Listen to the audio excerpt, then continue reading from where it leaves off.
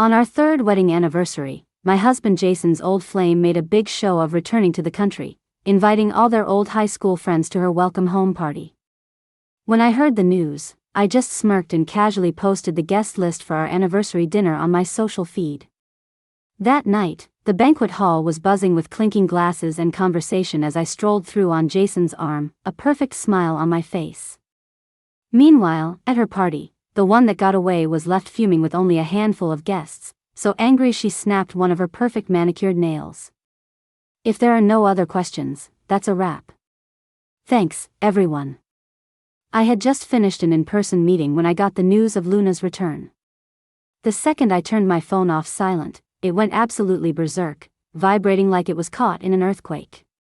What was all the fuss? Did the sky fall? My assistant didn't interrupt the meeting, so it couldn't be a company emergency. No need to panic. With that in mind, I calmly took a sip of hot tea, scanned the sea of red notification dots for any messages from Jason, and then finally opened my chat with his sister, Carly. A solid 18 unread messages. She was clearly the most frantic, so I started with her. You could tell Carly was in a real panic this time. Her punctuation was all over the place. The messages started 10 minutes ago. Alice, it's a disaster. My brother's old flame is back. Alice? You there? Girl. Your house is on fire. And she's already posting on her story. I can tell she's a total snake. She's definitely back to ruin your relationship. You can't let your guard down. No, I don't care about my brother, but if you get a divorce, how can I still be your bestie? Alice, are you there? Text me back. Don't tell me you haven't checked your phone. It's over, it's all over. That snake Luna even had the nerve to invite my brother to her welcome home party tonight. Hasn't she ever heard of keeping your distance from married men? Alice, you have to stop him. What if something happens, like some cliché plot where she drugs him and things get irreversible? Knowing you'd divorce him for sure, and I just can't. I love my trashy billionaire romance novels, but did you have to bring the drama into my real life? No, please no. The main characters in those novels are always unhinged psychos. Please, I'm begging you, keep them out of my life. Does this mean I'll have to start calling you by your first name again? I don't care, you can't let some man ruin our friendship. Oh. So my house was on fire. I guess that was a little urgent. As I sipped my tea, my eyes started to water and I couldn't stop coughing. Damn, it went down the wrong pipe. Thanks to Carly's tendency to text vomit, I had the full story by the time I finished reading her messages. Of course, I knew who Luna was. She was a favorite piece of high society gossip, Jason's childhood friend, and the woman who was once closest to him. People whispered that she was his one that got away. She was also the girl who, the year Jason was cramming for his college entrance exams and his grandfather was under investigation, decisively bailed to study abroad. Honestly, I could understand her choice. After all, you don't raise a high society daughter just to have her sign up for a charity case. If Luna had chosen to stay by Jason's side, she would have lost a lot, including her family support. Leaving was the logical move. They weren't dating or married, so why should she have to suffer with him? But having made her choice, realizing she'd bet on the wrong horse and trying to come back for a second chance? That's where she was wrong. To be honest, the first time Carly told me about it, I felt like I was listening to some trashy audiobook. It was straight out of a cheesy romance novel, something like The Billionaire's Runaway Sweetheart. For a second, I even looked at Jason with a hint of disgust. The thought of people calling me the rebound for the one that got away or the poor wife who's about to get divorced now that his old flame is back made me want to leave the planet. It was so cringe.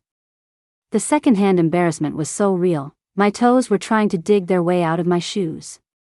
Ahem. Back to the matter at hand.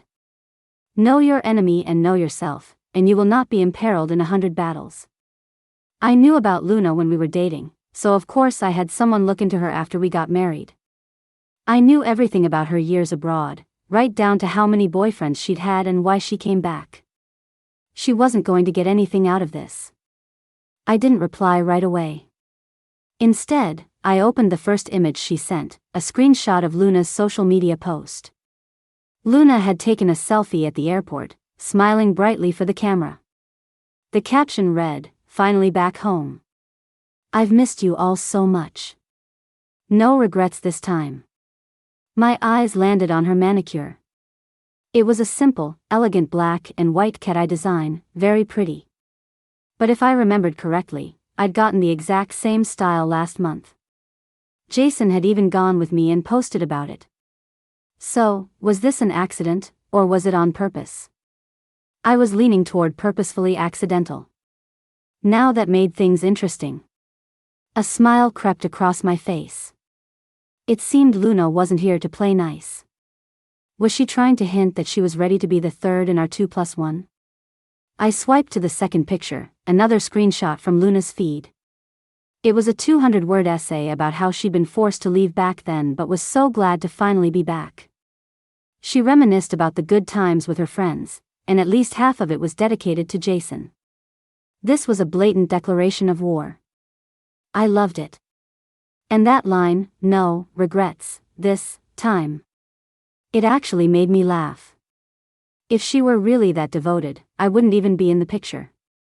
The girl was even lying to herself. Jason and I had been classmates for 4 years in college and married for 3. We'd known each other for over 7 years. In Hollywood, that's enough material to churn out a few hundred episodes of some 7-year-itch drama starring a couple of B-listers just to cash in. If she loved him so much, where was she back then? Did she lose her voice? It was just a calculated decision, weighing the pros and cons. Only a fool would buy that sob story. Not to mention, today was my 3rd anniversary with Jason. For Luna to pick today to make a high-profile comeback and throw a welcome party, if she told me that wasn't intentional, I'd make Jason wash his hair standing on his head. Now that I had the full picture, I truly wasn't worried. I even took another sip of tea. What was the point of me getting worked up? It takes 2 to tango. If the man isn't panicking, why should the woman? The issue isn't that someone wants to be a homewrecker, it's what the man thinks. If a person has a sense of responsibility and self-respect, they'll control their own desires. They don't need someone else policing them. If you can't even control what's in your pants, don't talk to me about true love. You can talk to my hand. Most cheating men have a why not attitude. They don't want to lose the devoted wife who manages everything at home, but they also don't want to pass up the young thing throwing herself at them. So they happily lie to themselves and let things slide. When they get caught, they shift the blame, claiming the other woman seduced them, and conveniently disappear from the narrative. How does that make any sense? Of course, being drugged is a different story. You handle that based on the specifics. It's perfectly normal for a regular player to lose against someone using cheat codes. But I had no intention of going after Luna. Because I trust Jason. Being loved has made me grow, made me whole. I've truly found a soulmate I can trust and understand completely. I'm no longer the little girl who built walls around herself to avoid getting hurt. I'm not insecure about our relationship crossing class lines, always ready to run at a moment's notice. Or maybe it's just that I'm now accomplished enough in my own right that I'm confident Jason won't find anyone better or more compatible than me. Since I chose to spend my life with Jason, I will trust him unconditionally. Until he gives me a reason not to, I won't let some irrelevant person make me doubt the man I share my bed with. So, Jason's next move would determine my next move toward him. I hope Jason doesn't disappoint me. I swiped again. The last picture wasn't a social media screenshot, but a picture of a group chat. In the chat, Luna had tagged everyone, announcing her return and inviting them to her welcome home party. And then she went right for it. She was clearly determined to be the third wheel. I refused to believe that after being in the same social circle for 3 years, she didn't know he was married. Her information would have to be criminally outdated. More likely, she was just playing dumb. Jason, it's been so long. You'll be there tonight, right? The people in the group were all from their clique back before Luna went abroad. Seeing her ask about Jason directly, a few idiots I didn't know started hyping it up in the chat. I had to laugh, watching these clueless guys, who probably didn't even know Jason was married, get all excited. Normally, a decent person wouldn't try to stir up drama between a woman and a married man. Then again, maybe they were just morally bankrupt. Before I got with Jason, I'd heard stories about how wild rich people were, and I was always prepared to bolt. But it turned out Jason was more innocent than I was. He introduced me to his parents while we were still dating and couldn't wait to have a wedding the second we graduated. In public, he's this poised, powerful figure, but behind closed doors, he's constantly cuddling and being sweet with me. These past few years have been so blissful, I was starting to think the wild rich people rumors were just that, rumors. Turns out, Jason's circle is just surprisingly clean. My mistake. I blew on the foam in my tea. I'd summarize this screenshot as: the homewrecker makes her move, the idiots pile on, the idiots tag Jason, Jason remains silent. I chuckled seeing the others awkwardly try to cover for Jason's lack of response. Only I knew, of course, that he wouldn't reply. What do a few idle rich kids know about a CEO's busy schedule? Right now was his company's weekly all-hands meeting. He was probably suffering through it just like I was a little while ago. Did people really think CEOs in novels, who somehow become billionaires despite being dirt poor and just randomly sign $100 billion contracts all day, were real? Sometimes I hear those numbers and forget what money even is. Please. With thousands of employees waiting to get paid, a CEO is busier than anyone. Does anyone really think a company that massive just comes as a free prize in a cereal box? That you can just have one whenever you want, without any effort to build or maintain it? Life isn't some brain-dead novel. What CEO has time to run around causing drama, getting into petty fights, and chasing after his wife all day? That kind of CEO is usually a figurehead with no real power.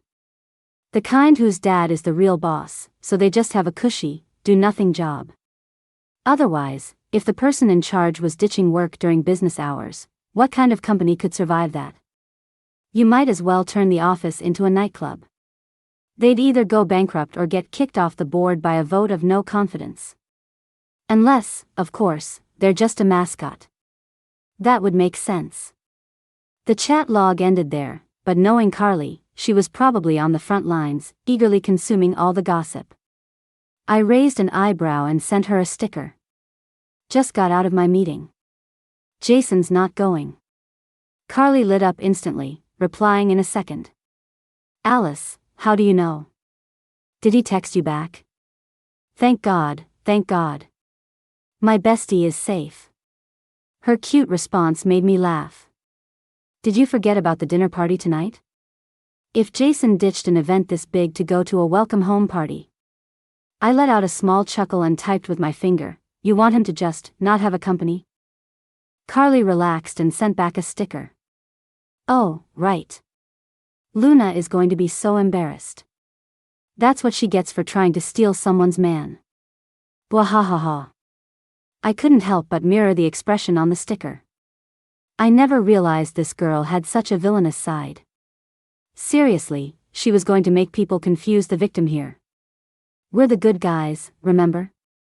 Carly quickly sent over the latest developments, firing off messages like a top-tier salesperson who always replies instantly. In just a few seconds, another dozen messages flooded in. Alice, Alice. New development. I, now accustomed to Carly's message bombing, went straight to the new screenshot she'd sent. In the picture. Seeing that Jason hadn't replied for a while, Luna started tagging his best friends.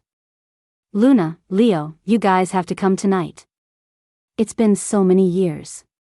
Leo was one of Jason's few ride-or-die friends, and also one of the rare high EQ tech geniuses I'd ever met. Most geniuses are either arrogant or quiet, but Leo was clearly a different breed.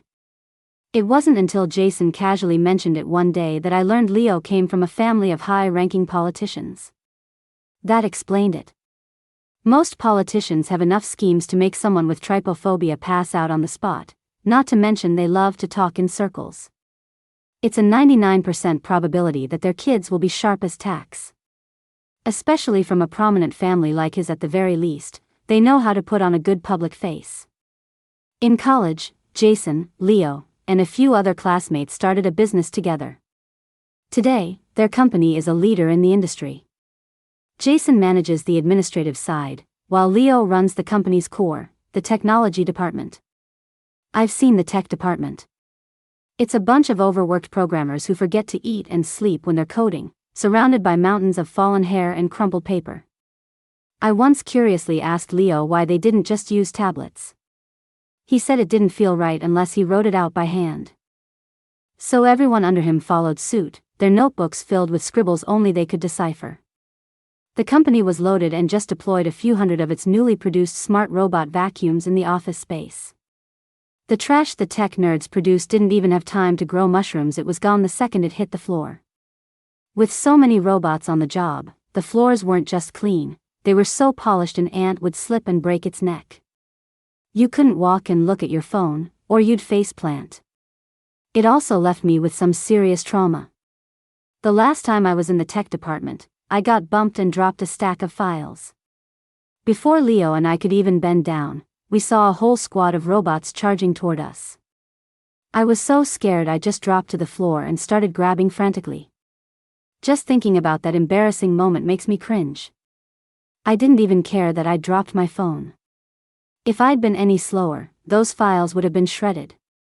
They were the product of so many people's hard work, and I couldn't forgive myself if I let them be destroyed. If it had just been one robot, I wouldn't have panicked. But I had no idea what corner they were hiding in, and suddenly 7 or 8 of them swarmed in at once. I was sweating bullets. So many robots, so little work. Even the vacuums were caught in a rat race these days. It was outrageous. Back to the screenshot. With Luna calling them out directly, Jason's best friends couldn't keep playing dead, especially since they were old acquaintances. Leo, Luna, welcome back. I've got something tonight, so I can't make it. You guys have fun. Leo, the master of tact, took the lead and then sent a big red envelope of cash to the group chat. Jason's other good friends quickly followed suit, expressing their regrets and welcoming Luna back. I raised an eyebrow. That one sentence told me everything I needed to know about their stance. That Leo was a clever one. His words were flawless, and he didn't give away the fact that he was also coming to our dinner party tonight. They all moved in the same circles, so Leo and the others were more or less aware of Luna's feelings for Jason. But they didn't choose to side with their childhood friend. Every time Luna tried to ask in the group if Jason was coming, they would just deflect and change the subject. I smiled as I watched the drama unfold. Jason had been planning this 3rd anniversary celebration for over a month. As his best friends, there was no way they'd let Luna come and stir up trouble. But I still had my part to play. In fact, I was kind of hoping she'd show up. I've always believed in solving problems face to face to avoid letting them fester. And if the problem can't be solved, then I solve the person who created it. I wasn't about to let someone show up at my door and just stand there looking pitiful, saying, "I have nothing to say." That would be giving way too much credit to a wannabe homewrecker. I opened my chat with Jason's assistant and sent a few instructions. Jason had started planning our anniversary a month ago. He'd even sent me a formal ball invitation, saying he had a surprise for me. I didn't ask for much, just for the assistant to send me a copy of the evening's guest list. Jason had been so secretive, promising a big surprise, so I hadn't asked about any of the details. He had personally arranged everything from the venue decor to the guest list. But now that Luna was making a move, I had no choice but to step into the ring with her. Looking at the list the assistant sent over, I was a little stunned. I knew the party would be a big deal, but this was on another level. Perfect. This would make things much easier. I printed the list and placed it on my desk, then took an invitation out of my bag. I carefully arranged them and snapped a photo from a meticulously planned angle, making sure the names of the first few VIPs on the list were unintentionally visible. After taking it, I checked the photo carefully to make sure no sensitive documents were in the shot. That would be a huge mistake, and Luna wasn't worth that kind of risk. I double-checked the position of the guest list, ensuring it was subtle but still legible if someone zoomed in. Only then did I post it to my feed with a satisfied smile. 3rd anniversary dinner. Humph. You want to mess with me? Let's see how many people show up to your welcome home party tonight. A true queen never looks back at the explosion. After dropping my carefully prepared bomb on my social feed, I logged off without a second glance. There was a tough battle to fight tonight, and the audience was already invited. All that was left was to see how the leading man would perform. I checked the time. Jason's meeting should be wrapping up soon. I opened my chat with him and decided to poke the bear. "Fries, I hear your old flame is back in town." He replied instantly. "I love fries." "Honey, when did you leave the country?" I choked. I changed my username and tried again. "If my husband cheats, I'm gay now, not me. Your little childhood sweetheart, Luna, has made her triumphant return. She even invited you to her welcome home party." Jason, once again, missed the point entirely. "I love fries, she calls herself my old flame? When did I ever say that? Is she trying to cash in on some old favor and take everything she can get? If my wife is gay, then I'm trans. I've been framed, honey. My phone is broken and getting fixed. I logged into WhatsApp on my work phone just so I wouldn't miss your messages. I had no idea she was back, and even if I did, it has nothing to do with me. I'm a married man. If my wife is gay, then I'm trans. Yeah, she helped my mom once when we were kids, but our family gave her family so many favors over the years it was enough to buy them out. The debt was paid off long ago. We have nothing to do with them. If my wife is gay, then I'm trans. They took all that help, and the moment my grandpa was in trouble, her family was the first to cut ties. So shady. Sending Luna abroad was the only good thing they ever did." Jason sent 3 messages in a row. When I didn't reply, he started to panic. "If my wife is gay, then I'm trans, honey? Honey? If you're mad, you can yell at me. Don't hold it in, it's bad for you. I'll go post on my story right now and clarify that I have nothing to do with her." Then he went silent. He probably rushed off to post. The reason I didn't reply was because his new username was so insane it actually stunned me for a second. Even though it was his private account, I was worried it would affect his reputation, so I scrambled to change my name back. I have to say, Jason knows exactly how to get to me. "Fries, I'm not mad. I was changing my name, your new one was way too wild. I love fries, you scared me. I thought you were leaving me. Fries, moi. Catch it? I love fries, I'm catching it, I'm catching it, I'm catching it." I let out a soft laugh, amused by his antics. "Fries, you are dismissed. I love fries, as you wish, your majesty. Be sure to summon this humble servant to your chambers tonight." I belatedly went to check Jason's social media. He had posted a picture with a single sentence. "Whether it's our 3rd anniversary, our 30th, or until we're old and gray, the only one I'm walking with is Alice. Irrelevant people, please keep your distance." The photo, a shot from our wedding day, where he's holding me princess style and I'm laughing my head off in my wedding dress. I smiled, but my eyes quietly welled up. His love had always been something to be proud of. I tapped the comment button and wrote 2 words. "Fries, approved." Jason replied instantly below. "I love fries, thank you, your grace. Leo, look at you, all happy again. I love fries, slacking off, I see. I'm reporting you." Leo, the single Leo, has angrily left the chat. Below that was my own post. Jason had left a comment telling me to look forward to a big surprise tonight. As I was sipping my tea, a little water dripped onto my clothes. I realized my smile had gotten a little too wide. I quickly grabbed a napkin and carefully blotted the water stains off the invitation. This invitation appeared a month ago, on a night when we were taking a walk after dinner. Jason said he was going to perform a magic trick for me. Under the streetlight, the invitation miraculously appeared in his hand. He stood in the light, just like the day he asked me to be his girlfriend, and, with the air of a thief, pulled a peach blossom branch out from the bushes behind the street lamp. I had to give him credit for coming up with such a hiding spot. I silently mocked him, but I couldn't hide the smile on my face. The petals on the branch were in full, gorgeous bloom. He placed it, along with the invitation, into my hand. How could life be the same no matter who you spend it with? The invitation was still warm from his body, just like his passionate heart. As for how his previously bulging sleeves suddenly went flat, that wasn't important. Nobody cared. What I cared about was his heart, which loved me. When we got home that night, I put the invitation in my safe right in front of him, waiting for this day to take it out again. I'm not the type of person who says I love you easily. I can be a little reserved on the outside. But not saying sweet things doesn't matter. Actions are often more convincing than words. Sometimes, doing something in person is more effective than doing it in secret. That night, I didn't say a word when I got home, but Jason had a smile plastered on his face all evening. It's just that my back was a little sore when I woke up the next day. I kind of missed the innocent fool he used to be. Ahem.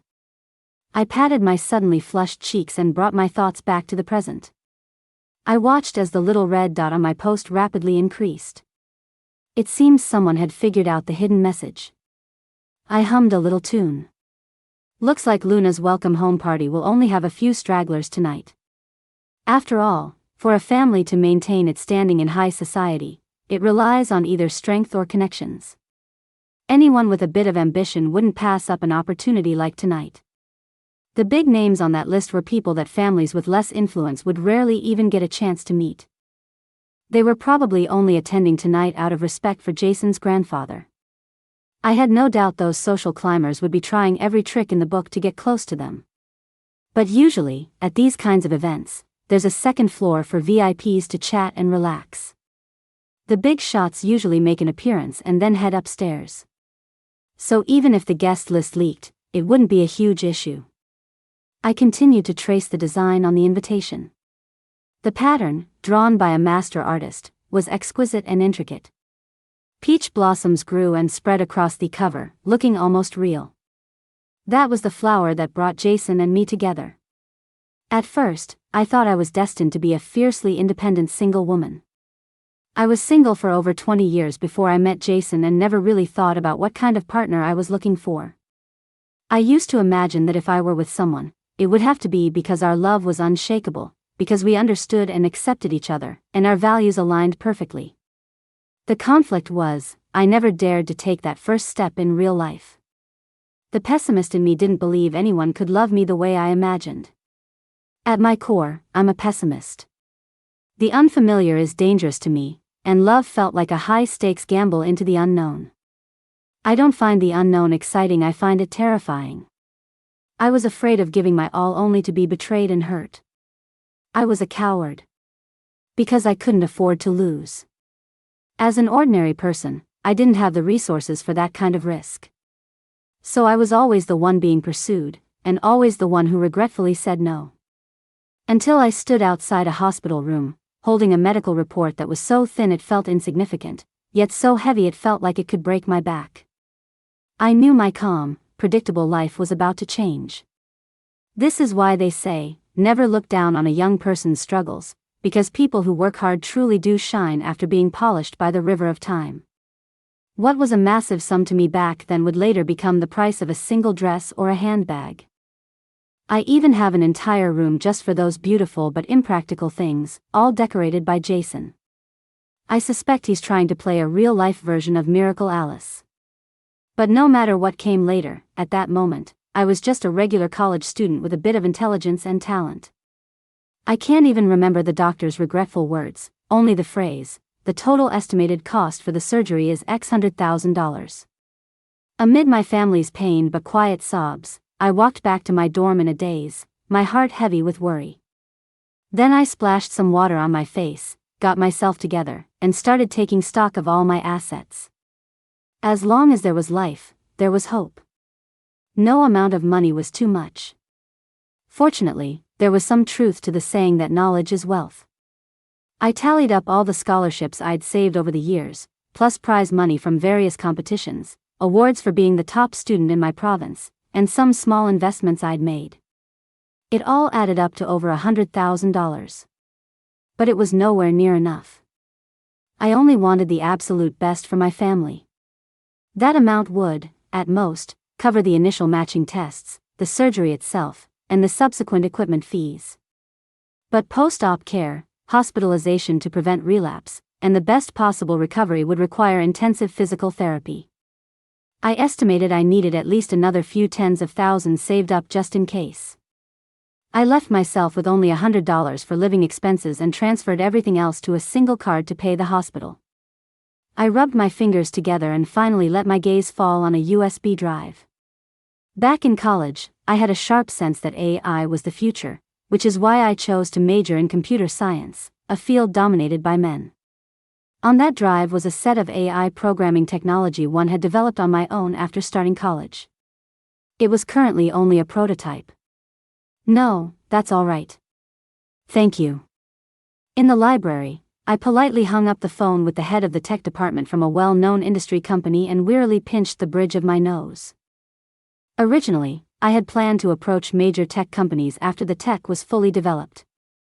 But fate had other plans. Pitching a half-finished product meant the offers wouldn't be great. After all, there was no guarantee a prototype would succeed. Plus, AI technology wasn't widely used yet. Big companies would rather develop it themselves than bet on a student who hadn't even graduated. The funding and terms they offered didn't meet my expectations, so I decided to abandon my fastest route to cash. Another competition ended. I walked off the stage to the sound of admiration and applause. Leo strolled over. Working so hard lately? Aren't you working on your program anymore?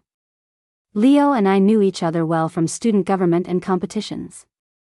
After a couple of semesters, we had become pretty good friends, so I answered him honestly. I'm short on cash right now. The real reason was that I knew he and Jason were very close. He raised an eyebrow, but I cut him off. Don't. If I borrow money, I won't be able to treat you guys as friends with a clear conscience. The truth was, I wanted to see what Jason would do. Leo nodded, and after a bit more small talk, he left. That afternoon, I found Jason waiting for me at the entrance of my dorm. Can I talk to you for a minute? A barely perceptible smile touched my lips. Sure. We sat down on a bench in the peach grove.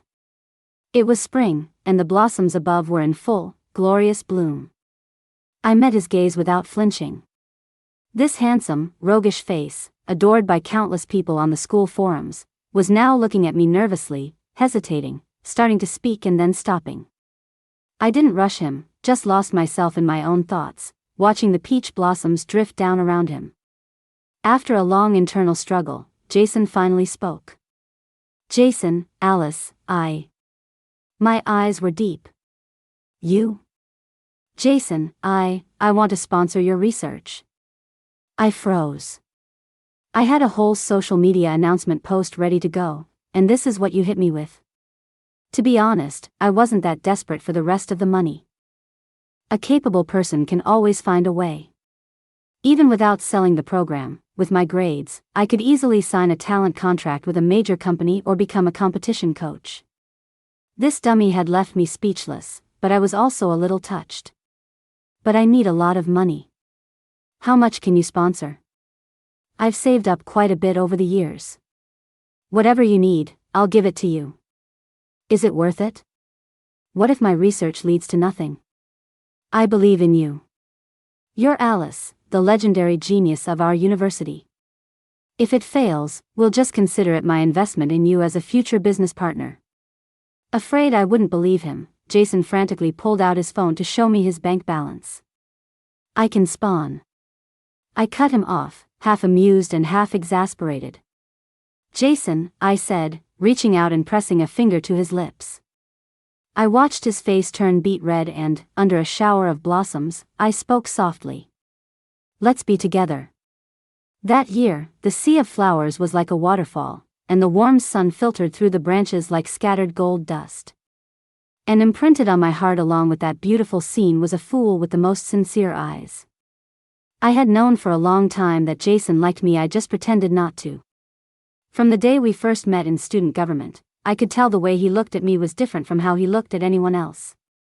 But I'd seen plenty of people fall for my appearance. That kind of affection is fleeting and replaceable. Love at first sight? More like lust at first sight. What I wanted was someone who would always and forever choose me. But gradually, I don't know when it started, my attitude toward his clumsy affection shifted from that of a bystander to someone who was frustratedly rooting for him. After Leo started intentionally getting to know me, Jason would always pretend he was just accompanying Leo to a competition and happened to bring me a bottle of water. When I was buried in books at the library, there was always a figure in the back right corner who would only get up to leave after I did. And at night, the fool who thought I didn't know would follow me from a distance, making sure I got back to my dorm safely before turning back to his own. How could someone be so earnest? If I hadn't recognized you, you would have been reported to campus security by now. I'd say out loud that no one remembers quiet sacrifices, but my heart was growing warmer and warmer. So I started asking Leo to study for competitions with me more often, and Leo would always bring a certain fool along. I started leaving the library earlier and earlier. After all, the hot water in the dorms shut off at 11, and the men's and women's dorms were on opposite ends of the campus. I also switched my route back to the most scenic one, so a certain idiot wouldn't have to get eaten by mosquitoes he was too scared to swat. I started wanting to know Jason as a person, so I used our mutual friend Leo as an excuse to hang out with him. Later, I discovered that his values, character, and morals were surprisingly in sync with mine. Maybe it's because he's just a genuinely good person, which is why he could do things that seemed so difficult in the eyes of others. Leo and I both knew, without saying a word, the real reason our friendship was getting stronger. Only Jason, the blockhead with a smart face who turned into a complete doofus when he had a crush, was getting jealous of Leo every day. I'd watch him secretly, or so he thought, elbow Leo while we were discussing problems, then turn my head with a smile and pretend to be studying, selectively ignoring the twitch at the corner of Leo's mouth. Leo, a very useful wingman. At the time, I didn't think I liked Jason, just that I had a good impression of him. Maybe I was just too lonely. In that moment, I suddenly thought, if Jason confesses, I'll give it a try. I just, suddenly wanted to be in a relationship. After all, no matter how pretty the words are, they can't compare to taking action. Later, I thought that maybe I had already been moved by that silent, watchful figure over hundreds of moonlit nights. I was starting to believe that if it was him, maybe we really could spend a lifetime together. But this fool, after more than a year, was still interacting with me under the guise of being Leo's friend. So timid. But that was fine. If you're too shy, I'll just make the first move. It's only fair, since this dummy has a special place in my heart. I knew Jason was a little dorky before we got together, but I never expected his condition to worsen after we started dating. From Jason's perspective, our relationship must have felt like a pie falling from the sky. The girl he'd had a secret crush on for over a year suddenly confessed to him. Just like that, he had the girl of his dreams. Jason, easy win. For a while, the corners of his mouth were practically touching his ears. The pictures of him on the school forums went from various handsome shots to him grinning like an idiot in different locations. My social feed was also flooded by him. 3 posts a day showing us off, more punctual than mealtimes. During that period, when I was busy with my research, my phone would buzz, and I'd know it was time for a certain someone to come pick me up for a meal. Later, spamming his feed wasn't enough, since he didn't have that many friends on his list. So he turned his malevolent gaze upon our classmates. For example, a classmate walks by. Jason, hey, what a coincidence. Oh. How did you know I'm not single anymore? Yeah, that's right, the campus beauty from the computer science department is my girlfriend. You know, the smartest and most talented one. Classmate? Who asked you? Jason, yep, the one who won the gold medal in the math competition last semester and got a full scholarship. That gorgeous girl. I'm her boyfriend. Classmate, losing it, who asked you? I mean, who cares? I'm telling you, absolutely nobody asked. Among us, 0 people asked you. I invited everyone who asked you to a party, and the attendance was 0. Who asked? Jason, right, her name is Alice, blah blah blah. The classmate would have a complete meltdown, hissing and crawling away in dark angst as he chased Jason off into the distance. I, having come to find Jason, would witness this scene and shake my head. The rage of a single person is a terrifying thing. I eventually found out about Luna by accident. It was the 7th day after Jason and I got together. After being inseparable for days, I casually mentioned my plan to start a business after graduation during one of our chats. Jason, now bored of showing off on his feed, perked up. He decided to introduce me to his circle of friends, partly to help pave the way for me. Of course, his main goal was to show off his amazing girlfriend. In his words, it was keeping it in the family. Helping out his future sister-in-law was perfectly normal, right? Jason invited a bunch of his close friends to a gathering, saying he wanted to formally introduce them to their new sister-in-law. I laughed and teased him for thinking about post-graduation stuff when we were only sophomores. But Jason's smile vanished. With a wounded look and a voice on the verge of tears, he asked me why I never considered a future with him. Then, right in front of me, he chugged the last few sips of my medium-sized milk tea to punish me. I didn't know whether to laugh or cry as I cupped the handsome, childish boy's face and tried to soothe him, but my sweet words had no effect. I must have been bewitched by his good looks at that moment, because I suddenly leaned in and kissed his cheek. The scene of him sitting next to me, red-faced, saying, "Don't think you can bribe me with your beauty," is still fresh in my mind. Such a pure Jason. A limited edition, sadly. The Jason of today is a total pervert. Although I didn't show it on my face, I was deeply moved. I had started dating Jason with a let's see how it goes attitude, but he gave me an unprecedented sense of security. Maybe, by some twist of fate, I had really found my soulmate. Jason took me to a high-end club for the get-together he had organized. He said it was just some friends he knew. The moment I walked into the private room that day, I noticed the hostile gaze of a guy with a buzz cut sitting at the edge of the room. I couldn't care less. I met his gaze head-on. His prickly stare, combined with his hairstyle, made him look like a giant hedgehog. So, I happily decided to call him Hedgehog Guy in my head. He wasn't trying to hide his dislike for me, and I didn't care one bit. Seriously, I wasn't going to spend my life with him, and he wasn't my boss. Why should I care what he thinks? I've always lived by a simple rule: live my own life, and as for people who don't like me, as long as they don't bring their drama to my face, I just pretend they're dead. If they do bring it to my face, I make sure they suffer a complete social death. That's why I've always been happy and never wasted energy on pointless internal struggles. As they say, Grandma lived to be 99 because she never meddled in other people's business. Following my life's philosophy, even though I noticed that a small group in the room, led by Hedgehog Guy, wasn't friendly toward me, I wasn't intimidated at all. I smiled and looked back at each of them. Then, I let my gaze sweep over them, up and down, with a look of feigned arrogance, before shaking my head and looking away in disgust, as if I'd seen something dirty. That was enough to seriously piss off a few of those rich kids who had never faced any real hardship. Ah, so satisfying. Whether it's envy or resentment, I don't care if you don't like me. If you get so angry you drop dead, I'll be sure to send flowers to your funeral, for old time's sake. Hee hee. I paid them no mind and graciously greeted everyone as Jason introduced me. The funny thing was, the same rich kids who had been acting so tough a moment ago were all perfectly behaved in front of Jason, their attitude warm and friendly. They didn't dare say a single negative word about me.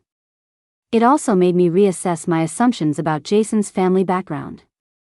Just a moment ago, I was full of confidence, ready to build a life with this person by my side, to be there for each other and achieve great things together. Suddenly, I was having second thoughts. Before this, I was actually pretty confident. I had looks, talent, and brains.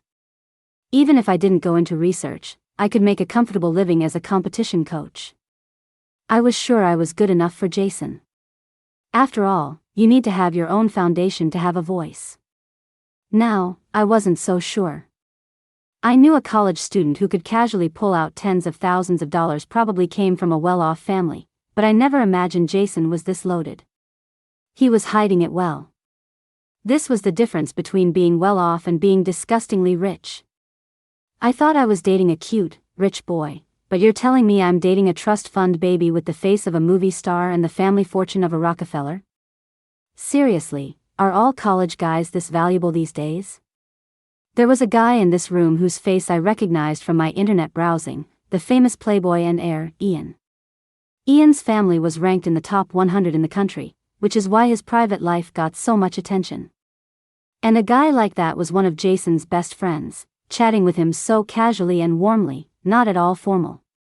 Jason's family background couldn't be simple. No wonder so many girls were shooting daggers at me when I walked in. I had naively thought they were just mad I'd snagged a handsome guy. Turns out, they were mad I'd snagged a prime marriage prospect. He was basically the Rolls-Royce of arranged marriages. After all, a guy like Jason, good family, clean reputation, handsome, good personality, and highly educated, was probably a catch of the century in the marriage market. For me to snatch him up, yeah, they had every right to be furious. In the face of that kind of legacy, personal achievements are just icing on the cake. What you work hard for 20 years to achieve, someone else can get just by getting married and merging two family businesses. I truly lost my confidence. I also didn't want Jason to be ostracized by his family because of me. I sighed silently. This realization suddenly knocked 10 points off my confidence in our relationship. I subconsciously ignored the faint twinge of sadness and reluctance in my heart. Oh well. The world of adults isn't a fairy tale. You have to bow to reality eventually. At that moment, I snapped myself out of the unrealistic dream of spending a lifetime with Jason and prepared myself for a breakup. Whatever. Live for today. Landing a guy this amazing, even for a little while, was a win. I couldn't be too greedy. I tried to find some humor in the situation. Maybe I'd get to experience being handed a check by a wealthy mother-in-law. Ugh, love is such a torturous little thing. Oh well. Jason was such a great catch, at least I wouldn't have to worry about him being too naive and getting taken advantage of by some girl in the future. It was clear that Jason held a high position within this group.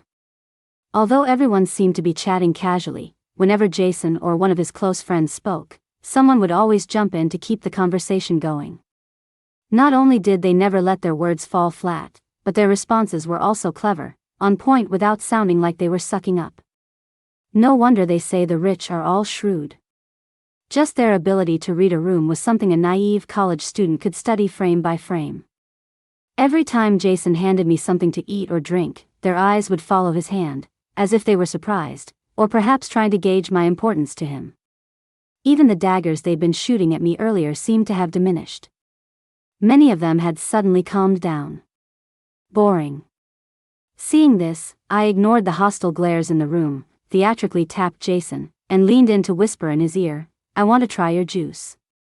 Jason, who had been laughing and joking just a second ago, instantly transformed into a shy college kid. He clutched his glass, ears turning red, and stammered as he looked at me. I quickly pushed aside my melancholy. Does anyone understand? A super handsome guy who is a master of his craft but a complete, innocent amateur when it comes to love. That contrast had me, a total relationship novice, completely hooked. Good looks are truly tempting. I'm no longer a believer in self-control. I had originally just wanted to provoke the dagger throwers in the room, but now I couldn't resist teasing him more. Who cares about a bunch of haters when you have a man to play with? Well, I can order you another one. I looked him in the eyes and said with a light laugh, "That's too much trouble. Can I just use your glass?" I held up my fingers slightly and blinked. "I promise, just a tiny sip. You wouldn't mind, would you?" Jason's gaze darted away, but he couldn't help stealing glances at me. And no, I don't mind. Then I won't be polite. With that, I took his glass and, under his watchful eyes, took a sip from the spot right next to where his lips had been. I smiled. It really is delicious. Jason's lips pressed together as he took the glass back from me. With the glass still half full, he tilted his head and drank from the exact spot my lips had just touched, finishing it in one go. Even in the dim lighting of the room, I could clearly see a deep blush spread across his pale neck, all the way to the tips of his ears. The body doesn't lie. His reaction to me brought me a thrill of pleasure. I was happily admiring Jason's shy expression when I felt a strong, intense stare on me. Annoyed at being interrupted while flirting, I turned my head to find Leo. The guy was looking at me with a weird, teasing expression. This was the downside of being too close to someone. It made a certain part of me get hard. My fist. My fist was getting hard. I was going to sneak into his place later and snip some of his precious mint to make soup. Our eyes met in a silent battle. Leo, wow, the big dummy finally figured it out. Me, thanks for the assist, bro. But Jason's not a dummy, thank you very much. Leo, ooh, getting defensive already? Just as I was about to mentally dismember Leo with my glare, Jason manually turned my head back around. Jason, his ears still red, casually handed me a cup of hot tea, blocking the death stare battle between me and Leo. I was surprised they even served fine green tea here. This really was a high-class club. Don't look at that poser, Leo. Drink your tea, honey. Thanks, my handsome man, I said with a laugh, taking the tea from my little jealous boy and giving his hand a squeeze. Perhaps our blatant flirting was too much for the single guys in the room. Hedgehog guy, who had had a few drinks and was probably feeling bold, suddenly shot to his feet, grabbing everyone's attention. Here we go. The drama I was waiting for has finally arrived. Hedgehog guy stared at our clasped hands for a long moment. I was starting to think he had a thing for Jason.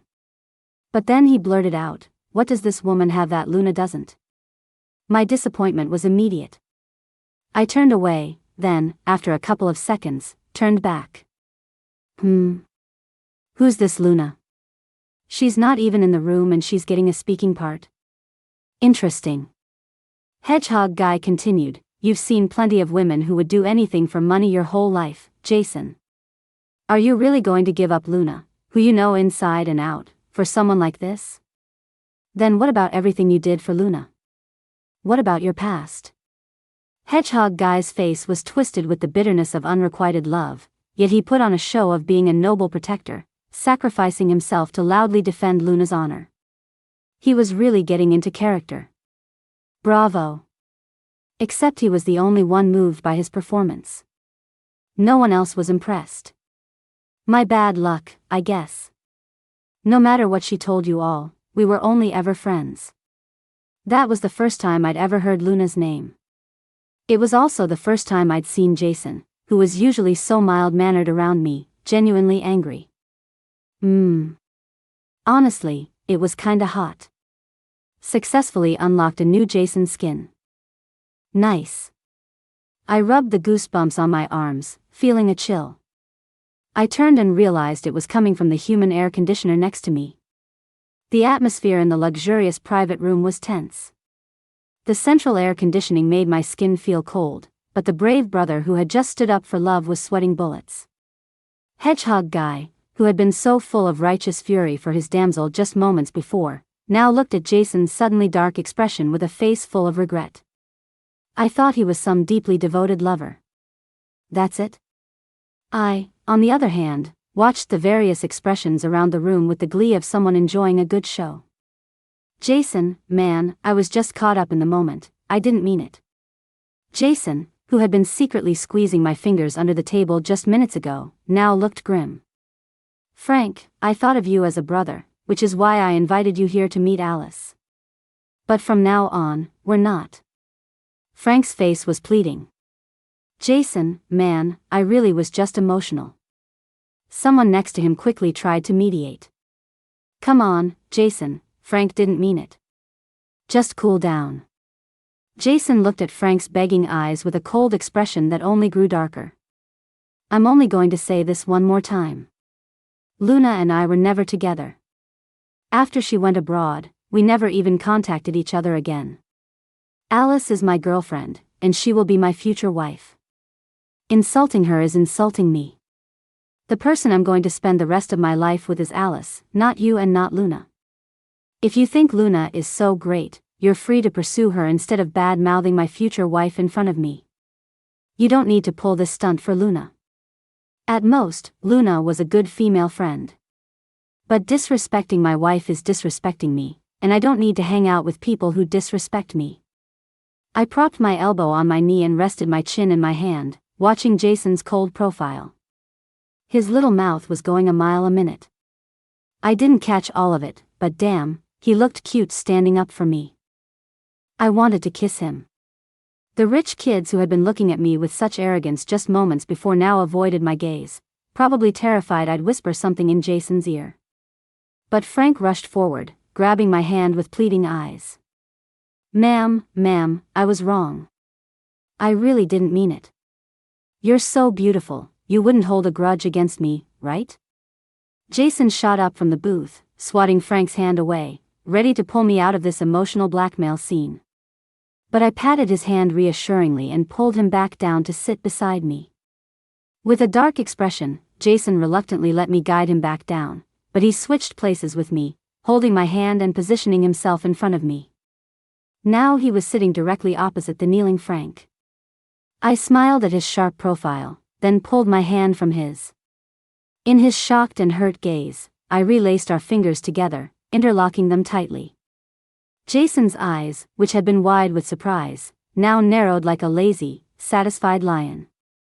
He wrapped an arm around my shoulder while continuing to glare daggers at Frank. While still holding Jason's hand, I turned to Frank and met his expectant gaze with a smile. Mr. Frank, is it? You've said a lot just now, but it seems you've failed to say one thing to me. I'm sorry. I believe I'm the one who was just slandered, right? Or do you just not respect me? The moment I said that, the expressions of those around us changed. They were probably thinking this new girlfriend was a force to be reckoned with. They weren't wrong. I've never been the type to let someone off the hook after they've wronged me. The death glare from the man next to me was practically solidifying. If looks could kill, Frank would probably be in pieces. Everyone here was smart. The people who had just thought Jason was being too harsh on his friend now shut their mouths. After all, Frank had apologized multiple times, but not once had he sincerely apologized to me, Alice. At the end of the day, he still looked down on me because of my ordinary background. Before Frank could say anything, I spoke again with a smile, and the sweat on his brow flowed even faster. My tone was full of curiosity. Mr. Frank, I have a competitive streak, I admit.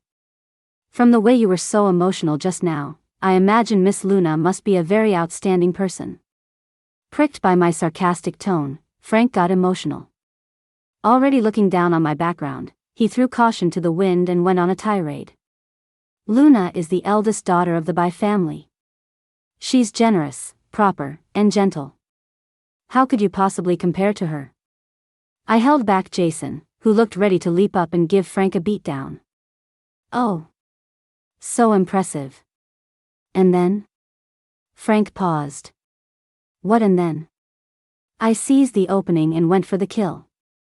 No way, no way. You mean to tell me that besides her family and personality, Miss Luna has no other strengths in your eyes? Oh my, Mr. Frank, you're not just after her family's money, are you? Being a gold digger isn't a good look. Frank exploded. What gold digger? We're a good match, from similar backgrounds. I continued my line of questioning. If you're such a good match, why not boldly pursue her? If you like her so much, how come you can't even name any of her good qualities? Frank fell silent. Frank racked his brain. Frank had a eureka moment. Frank spoke with confidence. Luna is studying abroad. She's a post-grad, a returning scholar. How can a gold digger like you who might not even finish college compare to her? I nodded in mock understanding. You're right, I can't compare. Frank's smile was just beginning to form when I continued with my humble inquiry.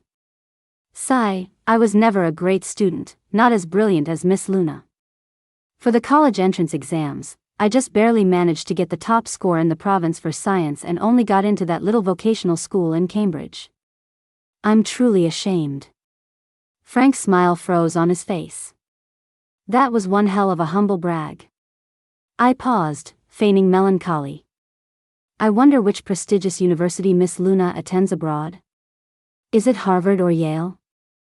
Oh, I know, it must be Cambridge, right? I'm sure it's much better than my unimpressive little school. My self-deprecation and flattery left Frank's face turning pale. The people around who understood the joke were trying their hardest not to laugh. Leo had spilled his drink all over the table, and Jason had buried his face in my neck, his shoulders shaking. He must have been having a hard time holding it in. This boy was blushing from trying not to laugh, but he still remembered to defend me. Luna goes to Ching X University in Korea. It's ranked somewhere in the 900s globally. I patted Jason's shoulder sympathetically, finding it hard to hold back my own laughter. Oh my God, number 900 something. I composed my expression and continued, my voice choked with suppressed laughter. Pfft, ahem, everyone, feel free to laugh. I know my family background isn't as good as Miss Luna's. Even though I won a gold medal at the International Mathematical Olympiad, even though I get a full scholarship every year, even though I've published several papers as a sophomore, I'm still no match for Miss Luna. After all, my little vocational school is only ranked in the 20s worldwide. A 2-digit number is nothing compared to a 3-digit one, right, Mr. Frank? With that, I stood up, grabbed Jason, and quickly left the room, leaving only one last sentence hanging in the air. Sorry, something funny just occurred to me. We have to go. Before leaving, I didn't forget to turn back and deliver a final blow to Frank. You felt pretty great about yourself when you were charging in for love just now, didn't you?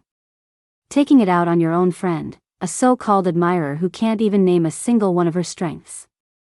Don't build a persona of deep love on a foundation of calculated pros and cons. If deep love knew, it would be disgusted. Bang, the door slammed shut. Outside, Jason and I bent over, laughing until our stomachs hurt. Drop the mic and run. So exhilarating. 7 p.m., the peak of rush hour for office workers. But the entrance to the Century Hotel was already crowded with people. The lobby was a glittering sea of high society, filled with elegant gowns and fragrant perfumes. I opened the door to the dressing room. The moment my reflection appeared in Jason's eyes, I clearly saw a flash of stunned admiration in his dark pupils. In other words, I was so beautiful it made the dummy's eyes go wide.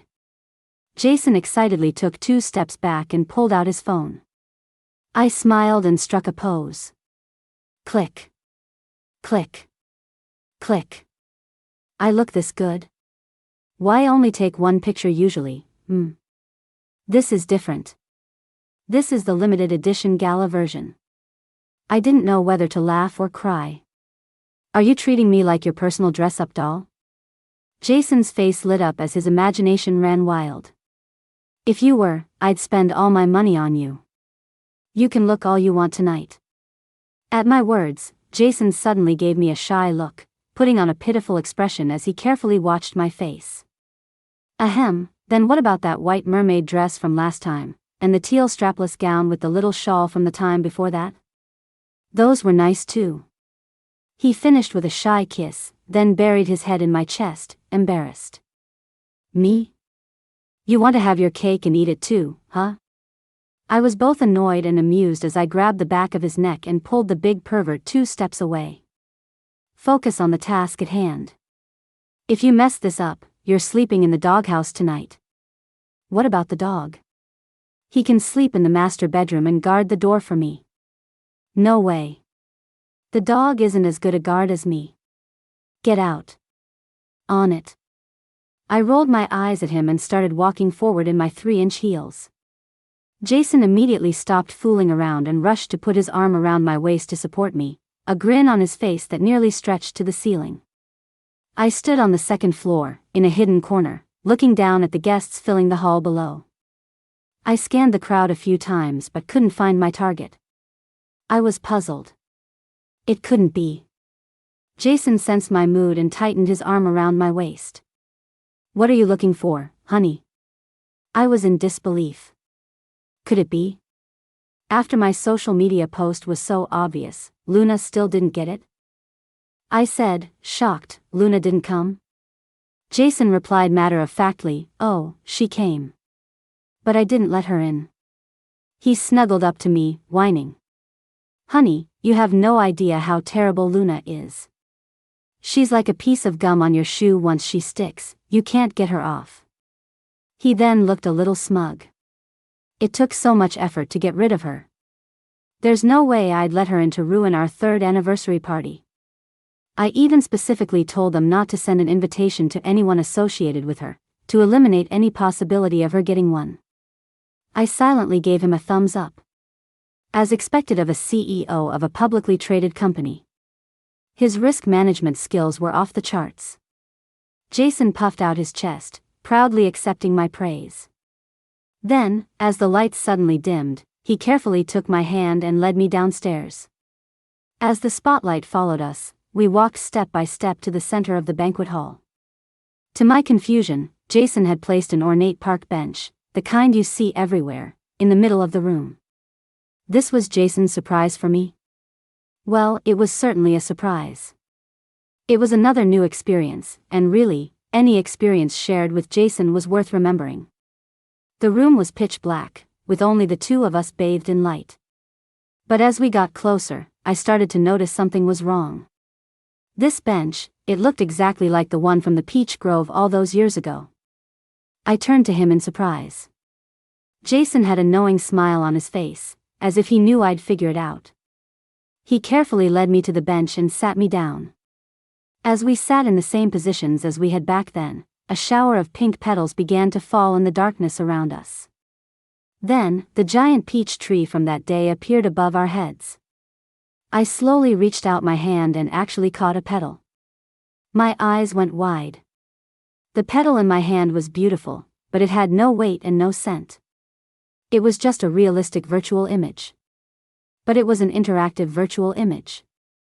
To achieve this level of precise interaction, the amount of calculation required would be unimaginable. It would only be possible with a sophisticated AI algorithm. My mind flashed back to the ambitious 20-year-old Alice, a genius praised by all her professors.